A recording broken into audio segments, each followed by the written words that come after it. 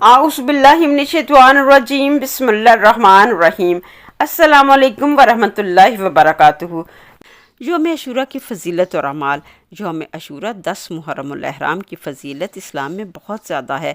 ये दिन तारीख़ इस्लाम का अहम तरीन दिन है, जिसमें कई अंबिया कराम के वाक़यात और हज़रत इमाम हुसैन अलैहिस्सलाम की अज़ीम कुर्बानी वाबस्ता है।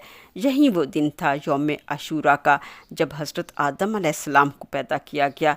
इसी दिन हज़रत आदम अलैहिस्सलाम की तौबा कबूल हुई। इसी दिन 10 मुहर्रमुल अहराम को हज़रत नूह अलैहिस्सलाम की कश्ती भी जूदी पहाड़ पर आ ठहरी। इसी दिन 10 मुहर्रमुल अहराम को हज़रत इब्राहीम अलैहिस्सलाम पैदा हुए। इसी दिन 10 मुहर्रमुल अहराम को हज़रत इब्राहीम अलैहिस्सलाम को नमरूद की दहकती आग में डाला गया, और इसी दिन हज़रत इब्राहीम अलैहिस्सलाम के लिए उस आग को ठंडा किया गया। इसी दिन 10 मुहर्रमुल अहराम को हज़रत मूसा अलैहिस्सलाम की कौम को फ़िरौन से निजात मिली। इसी दिन 10 मुहर्रमुल अहराम को फ़िरौन को गर्क किया गया। हज़रत अय्यूब अलैहिस्सलाम को 10 मुहर्रम को उनकी बीमारी से शफा हासिल हुई। हज़रत इदरीस अलैहिस्सलाम को 10 मुहर्रम को आसमानों की तरफ उठाया गया। हज़रत सुलेमान अलैहिस्सलाम को मुल्क की अज़ीम सल्तनत 10 मुहर्रम को अता की गई। हज़रत याकूब अलैहिस्सलाम की बेनाई वापस आई, वो भी 10 मुहर्रम का दिन था। हज़रत यूसुफ़ अलैहिस्सलाम को कुएं से रहाई हासिल हुई, वो भी 10 मुहर्रम का दिन था। हज़रत यूनुस अलैहिस्सलाम मछली के पेट से बाहर आए, वो भी 10 मुहर्रम का दिन था। हज़रत ईसा अलैहिस्सलाम की वलादत भी 10 मुहर्रम को हुई। हज़रत ईसा अलैहिस्सलाम को 10 मुहर्रम को आसमानों की तरफ उठाया गया।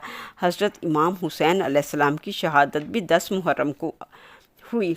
10 मुहर्रम के रोज़े के बारे में हज़रत अब्दुल्ला बिन अब्बास रवायत करते हैं, नबी करीम सल्लल्लाहु अलैहि वसल्लम जब मदीना तशरीफ़ लाए तो देखा कि यहूदी 10 मुहर्रम का रोज़ा रखते हैं। आप सल्लल्लाहु अलैहि वसल्लम ने उनसे पूछा, तुम लोग इस दिन का रोज़ा क्यों रखते हो? यहूदियों ने कहा, ये नेक दिन है, इसमें अल्लाह ने हज़रत मूसा अलैहिस्सलाम और उनकी कौम को दुश्मन फ़िरौन से निजात दी थी, और हज़रत मूसा अलैहिस्सलाम ने शुक्राने के तौर पर रोज़ा रखा था, इसलिए हम इस दिन का रोज़ा रखते हैं।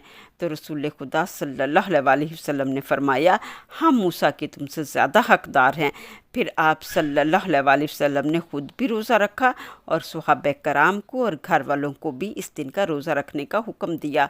सहाबा कराम ने पूछा, या रसूलल्लाह, इस दिन को यहूदी रोज़ा रखते हैं और यहूदी इस दिन को मुबारक समझते हैं, अगर हम भी इस दिन का रोज़ा रखेंगे तो क्या उनके साथ मुशाबत नहीं हो जाएगी? तो आप सल्लल्लाहु अलैहि वसल्लम ने फरमाया, अगर मैं ज़िंदा रहा अगले साल तो मैं 9 मुहर्रम का भी रोज़ा रखूँगा।